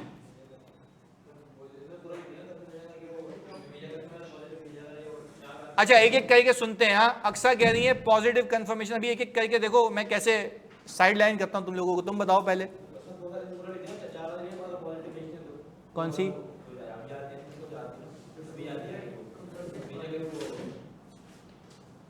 अच्छा एड्रेस ही नहीं। अब देखो जरा यूं इस पे सुनना है आपने कि करेंगे क्या हम, जरा फोकस बनाए रखना है इधर प्लीज। सबसे पहला नहीं, सुनो मैं तुम्हें बताता हूं। सबसे पहले उसके ना कुछ 5 कंपोनेंट्स हैं। इंफॉर्मेशन टू बी कंफर्म्ड, क्या आप इंफॉर्मेशन क्या कंफर्म कर रहे हो? बैलेंस कंफर्म करना है, ट्रांजैक्शन कंफर्म करनी है। तो इस सवाल से तुम्हें उठा के लिखना था कि अच्छा भाई कंफर्म किससे करना है? एप्रोप्रिएट पार्टी आया कि इसमें बीच में वो भी थे ना, एजेंट्स भी थे इस सवाल में। तो आया कि मैं एजेंट को कंफर्मेशन भेजूंगा या डायरेक्ट कस्टमर को कंफर्मेशन भेजूंगा? और इंफॉर्मेशन क्या कंफर्म करूंगा? करेंसी क्या होगी, डॉलर होगा, पी क्या होगा? अल्लाह को हाजिर नाते जान के बताओ कि ये कितने लोगों ने ये बातें जो मैंने बोली हैं वो लिखी हैं। लिखी थी कि अमाउंट कंफर्म करूंगा, बैलेंस कंफर्म करूंगा, डॉलर में लिखूंगा, पीकेआर में होगा, ये सारी चीजें लिखी हैं। सही है, पर डॉलर करेंसी और कौन सी एप्रोप्रिएट कंफर्मिंग पार्टी होगी, क्या वो मेरा ऑल टुगेदर सामने कस्टमर होगा या कस्टमर के अलावा मेरा जो बीच में एजेंट है वो होगा? क्योंकि आप कंफर्मेशन जब भेजते हो तो आपको ये बताना होता है ना कि भाई मुझे ये चीज़ें कंफर्म करनी है। तो ये सारी बातें। अच्छा फिर आप डिज़ाइन करते हुए सोचते हैं कि मैं पॉजिटिव कंफर्मेशन भेजूं या नेगेटिव। पॉजिटिव कंफर्मेशन आपको पता है ना कि अमाउंट लिख के भेजते या नहीं लिख के भेजते, और नेगेटिव कंफर्मेशन में आप बोलते जवाब तब देना जब आप इससे डिसएग्री करो। तो उसमें वो सारी बातें फिर उस डब्बे में आपने लिखना था इसके अंदर कि क्योंकि small number of large values हैं तो उसमें क्या जाएगी? Positive confirmation. ये लिखा था, ये बिल्कुल सही है। और फिर दूसरा जो हिस्सा है कि जिसमें आप कह रहे हो कि ऑडिट सीनियर प्रपोज कर रहा है कि नेगेटिव कंफर्मेशन भेजते हैं, उसके लिए आपको पता होना चाहिए कि उस पर कंट्रोल्स अच्छे होने चाहिए। हिस्टोरिकली आपको ये ना पता हो कि उससे सामने वाले ने कभी आपकी कंफर्मेशन को निगेट किया होगा। रिस्क ऑफ मटेरियल मिसस्टेटमेंट क्या होनी चाहिए? लो होना चाहिए। वो सारी बातें लिखनी थी इसके अंदर। क्लियर है? अच्छा तो अब मुझे एक बात बता दो जल्दी से, अगर हम यहाँ पे देखें सबसे पहले क्या लिखा हुआ है? आइजा 505 का इंफॉर्मेशन टू कंफर्म लिखा क्या है मैंने? Decide what needs to be confirm, balance outstanding individual invoices, credit terms, commission, deductions, payments, information should be clear and specific in ATS के कंफर्मेशन रिक्वेस्ट में include balance in foreign currency and PKR, gross sales and commission, deduction, payment terms and unsettled invoices, confirm balances, और balance के time भी बताना है। ये detailing की है, ये डिटेलिंग है वाली कि टाइम क्या होगा, एजेड पे लूंगा, ट्रांजैक्शन की लूंगा, बैलेंस की थी। अच्छा रिक्वायरमेंट नहीं समझ आई थी, ओके। तो कंडीशंस लिखना बड़ा अहम है कि आप डिजाइन में तो यही स्टेप्स है ना, एक एक करके फेंकते जाओ साइड में कि इस सवाल में मैं क्या लिखूंगा। ये क्वेश्चन टोटली ऊपर से किया था, चले ओके। अब इधर जनरल बताया था, देखो क्या जनरल के वो मार्क्स देगा? उसने बोला कंफर्मेशन डिजाइन करनी है, मुझे बता दो क्या करना है। अच्छा अब देखो इधर सेलेक्टिंग कंफर्मिंग पार्टी, भाई डायरेक्ट सेल जिसको कर रहा हूं उसको भेजूंगा, एजेंट भी है ना जो सेल हैंडल कर रहे हैं, तो मेरा कुछ पैसा किससे मुझे लेना होगा? एजेंट से, और कुछ किससे लेना होगा? कस्टमर से। तो मेरे को डिसाइड करना ना, मेरे को अगर मैं एजेंट को भेज रहा हूं तो कंफर्मेशन किसको एड्रेस होगी, अगर कस्टमर को भेज रहा हूं तो एड्रेस किसको होगी? ये बात है। अच्छा आगे फिर वो कह रहा है designing the request, type of request, positive या नेगेटिव। ये नेगेटिव वाली बातें लिख दी है मैंने, और ये लिख दी है कि भाई मैंने अकाउंट बैलेंस, डिटेल, करेंसी बताऊंगा, ऑडिटर का एड्रेस बताऊंगा, स्पेस फॉर कमेंट्स और डिस्क्रिपेंसी, कि भाई लिख के दे के तेरे हिसाब से अमाउंट क्या आती है। एग्रीड है? आगे फिर हमने कहा कम्युनिकेटिंग विद द पार्टी, क्या मैं ये करूंगा कि हमने एप्रोप्रिएट एड्रेस पे भेजा और हम ये क्लाइंट को बोलेंगे या खुद भेजेंगे? क्योंकि क्लाइंट को भेजेंगे तो चेंज करके भेज देगा, और बोलेंगे रिप्लाई भी हमें, तो ये आ गया। अच्छा फिर इवेल्युएट करेंगे, फिर देखेंगे क्या जो रिप्लाई आया क्या वो रिलायबल है या नहीं है, क्या वो हमारी अमाउंट से मैच करता है या क्या उसमें कोई डिस्क्रिपेंसी तो नहीं है। डिस्क्रिपेंसी है तो फिर वो टाइमिंग डिफरेंस भी हो सकता है कि हमारा अगर बैलेंस ज़्यादा आ रहा है उसका बैलेंस कम आ रहा है, तो हो सकता है हम बोले हमने उसको गुड्स बेचे उसको रिसीव नहीं हुए, या वो बोले हमने पैसे भेजे हैं हमें रिसीव नहीं हुए, या वो बोले मैंने माल वापस कर दिया है और इन्होंने अपने पास रिकॉर्ड, तो इसकी तो सेल रिवर्स होनी चाहिए ना, इसका तो रिसीवेबल भी रिवर्स होना चाहिए। ये सारी बातें सर, इतना लंबा आपने सोल्यूशन बनाया है। अच्छा, तो कहने का मतलब ये है कि इसके अंदर लिखना ही ये था ना, इसके अंदर रिक्वायरमेंट ही यही है कि आपने कितनी बातों पे घुमाना था इसको, 5, कि मैं इंफॉर्मेशन क्या कंफर्म करूंगा, किससे कंफर्म करूंगा, डिज़ाइन कैसा होगा कंफर्मेशन का, सेंड करूंगा और रिस्पॉन्सेज को एवेल्यूएट करूंगा। कितनी चीज़ें हो गई? 5। उसी पे सवाल को घुमाना था। आखिरी के 2 तो बड़े जेनरिक होते हैं, पर शुरू के 3 में लिखना था जो जो हिसाब किताब बनता है। फिर इसके अंदर ही चले, वेरी गुड। अब सुनो मेरी बात, पहले बता दो क्या यहाँ तक बात समझ आती है कि कहाँ कहाँ गलती है? हाँ या नहीं? अबे हाँ या नहीं? क्लियर है? चलें, ये भी बात क्लियर, ऑलमोस्ट हाँ ठीक है। बस सब लिखा था इस जैसा पास पेपर, हाँ बिल्कुल, तो वो पिक हो गया था। ऐसा पास पेपर भी आया हुआ है पहले, तो वो तो आपको सीधा सीधा लिखना था आपको। वो तो एक बेनिफिशियल सवाल था आपके लिए कि भाई पास पेपर से ही उठ के आया था, पर मैंने तो आपको रिकैप करा दिया इसका। हेडिंग्स इनको पॉइंट्स बना के लिखेंगे, इसकी एक्सप्लेनेशन नहीं लिखी थी। ओके, यानी देखो आपने अगर हेडिंग्स लिख दी पर इसकी एक्सप्लेनेशन नहीं लिखी, आपको नंबर ये थ्योरेटिकल सवाल नहीं था, इसके अंदर आपने बताना था कि इस सवाल में मैं अपने कौन कौन से फैक्टर कंसिडर करता। पहले बताओ, कहानी समझ आती है? क्लियर है? अच्छा, फिर इसी सवाल के अंदर उसने कहा कि भाई हम काम कर रहे थे, हमें पता लगा कि हमें जो कंफर्मेशन रिप्लाई आया यूएस से, उस कंफर्मेशन रिप्लाई में ये बोला गया है, प्लीज सुनना। अच्छा, वो कह रही है कि भाई 2-3 मार्क्स आएंगे अलॉन्ग विद, चलो सही है, ओके। इधर हमें रिप्लाई आया और रिप्लाई के अंदर हमारे पास बैलेंस ज़्यादा रिकॉर्ड हुआ है और रिप्लाई में बैलेंस, और वो बता रहे हैं कि इसका रीज़न ये है कि उन्होंने ईयर एंड के बाद गुड्स वापस किए हैं। ईयर एंड के बाद गुड्स, तो उसने जो बैलेंस कंफर्म किया है और हमारा बैलेंस एग्रीड है। यहाँ तक देखो, यहाँ पे लिखा हुआ, रीड भी कर लेते हैं। During preliminary work the audit team observe that one confirmation reply selling directly from the USA to customer showed a balance significantly lower than the recorded in ATL ledger. The customer explained that part of these goods has been return in early October 2025 due to quality issues. अच्छा, अब वो कह रहा है कि early अक्टूबर में हमारा year and क्या है इसके अंदर, तो यानी अक्टूबर तो बाद में आ रहा है, तो जैसी बात है। अब मैं आपसे ये पूछता हूँ, प्लीज सुनना। अब वो ये कह रहा है कि भाई क्योंकि मैंने वापस किया इसलिए ये वजह है इस बैलेंस की कम की, तो भाई फिर वो सामने वाला बंदा गलत बैलेंस कंफर्म कर रहा है ना, हमने उससे 30 सितंबर पूछा होगा, सही है ना? वो देखो लिखा हुआ क्या यहाँ पे, the customer explain that part of the goods has been return in early October, तो भाई अक्टूबर में रिटर्न हुआ ना, तो वो अपने पास बैलेंस में ज्यादा वाला बताया।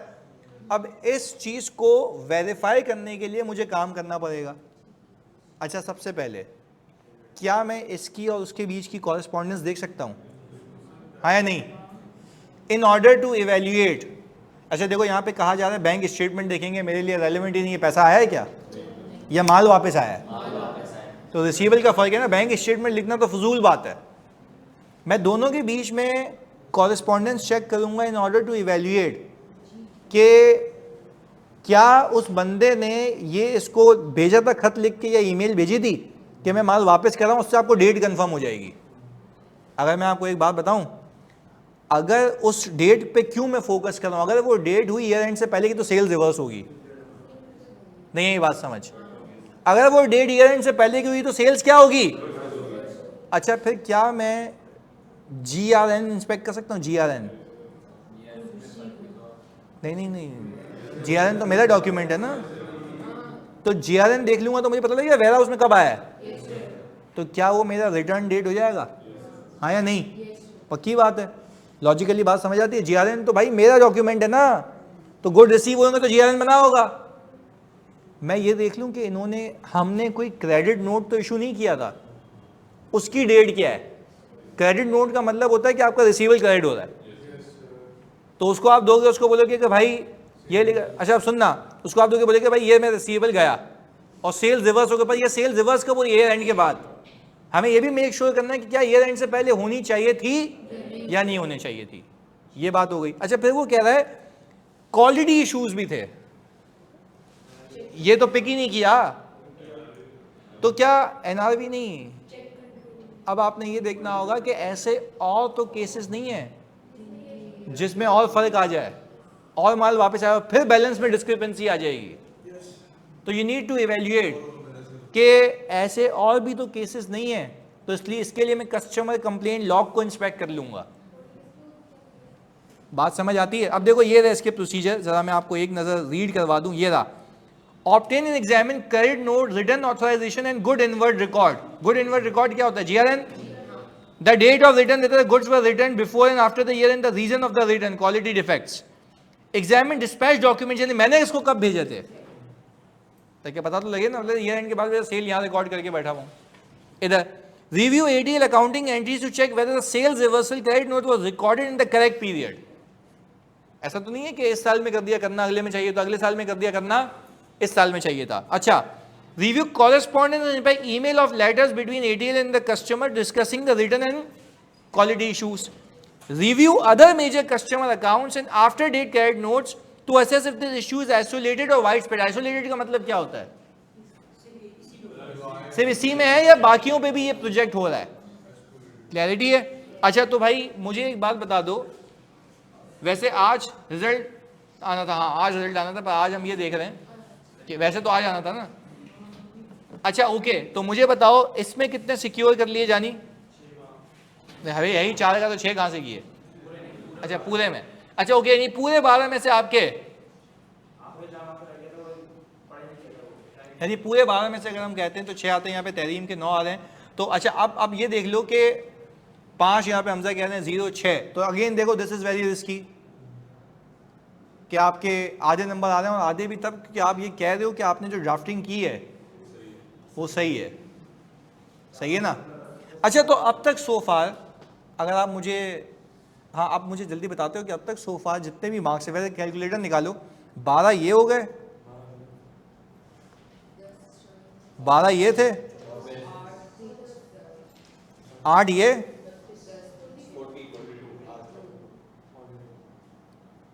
हाँ भाई कितने हो गए? 42। प्लीज अल्लाह को हाजिर नाजिर जान के बताओ कि आउट ऑफ 42 अब तक कितने मार्क्स हो गए?